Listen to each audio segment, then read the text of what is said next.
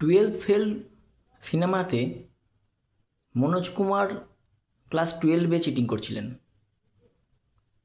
Class 12 ছিল, সেই জন্য আজ মনোজ কুমার হতে পেরেছেন। কিন্তু 27-28 তারিখ থেকে যে চিটিং কম্পিটিশন হতে চলেছে, লয়ের এক্সাম, যারা চিটিং করবে বা যাদেরকে চিটিং করতে বাধ্য করা হবে, তারা কি জীবনেও ঘুরে দাঁড়াতে পারবে? এটা ক্লাস 12 নয়। এটা এই চিটিংয়ের জন্য শুধুমাত্র ওই স্টুডেন্টগুলোর ক্ষতি হবে তা নয়, পুরো সমাজের ক্ষতি হবে, প্রত্যেকটা মানুষের উপর ইফেক্ট পড়বে। সে যাই হোক না কেন, আজ অনেকে বুঝতে পারছে না। কিন্তু স্টুডেন্টদেরকে দিয়ে এরকম চিটিং কেন করানো হচ্ছে,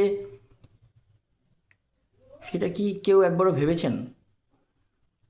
ডেসক্রিপশনে একটা লিঙ্ক দেব, ওই 12 ফেল সিনেমার একটা সিনের লিঙ্ক, একটু দেখবেন লিঙ্কে কি আছে।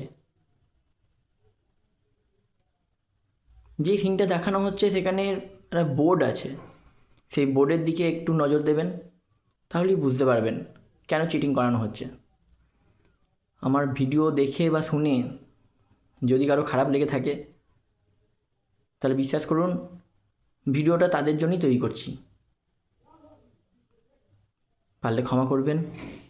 সবাই ভালো থাকবেন।